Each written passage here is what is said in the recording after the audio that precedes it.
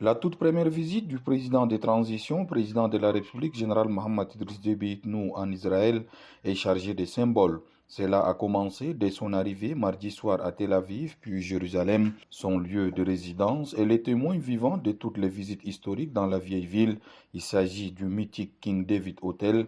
Nombre de sommités de ce monde y ont séjourné, dont François Tombalbaye, premier président du Tchad, dont les griffes sont conservées depuis 1965 dans le livre d'or que découvre avec étonnement le chef de l'État, général Mohamed Idriss Déby Itnou. C'est dire qu'entre le Tchad et Israël, la coopération ne date pas d'aujourd'hui. La dimension historique a pris tout son sens avec la visite des lieux emblématiques de la ville ce 1er février. Le point de départ a été le mont Herzl. Le chef de l'État est accueilli par le président de l'Agence juive mondiale qui lui a fait une visite guidée. Explication lui a été donnée sur la valeur de ces sites pour les Israéliens et l'histoire qui renferme. Il s'agit d'une colline située à l'ouest de la ville de Jérusalem qui est également un cimetière où repose Théodore Herzl, le fondateur visionnaire du sionisme moderne, tout comme tous les anciens dirigeants du pays.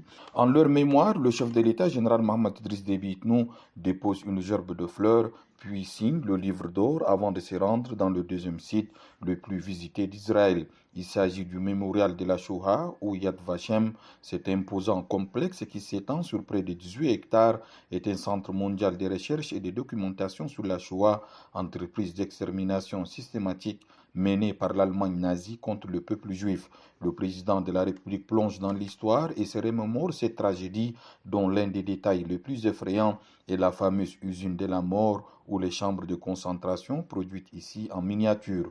Pour se faire une idée complète, le chef de l'État a été amené tour à tour au musée d'histoire de la Shoah, au musée d'art, au pavillon des expositions, à la crypte de souvenirs, à la vallée des communautés, avant de terminer au mémorial des enfants. Ce site qui accueille 1 million de visiteurs chaque année est à cette date le principal vivier d'œuvres cinématographiques liées à l'Holocauste. Comme pour tout dirigeant d'un pays qui effectue une telle visite, une brève cérémonie d'hommage a été organisée, cérémonie au cours de laquelle le chef de l'État a allumé la flamme de l'espoir et déposé une gerbe avant de laisser ses griffes dans le livre d'or du complexe.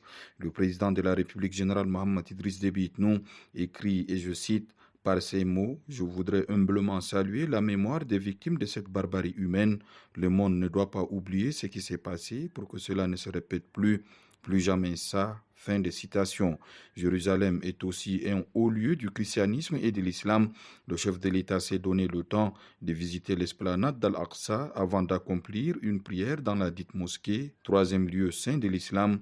Le périple a pris fin par le mur de lamentation, le dernier vestige du mur soutenant le second temple juif.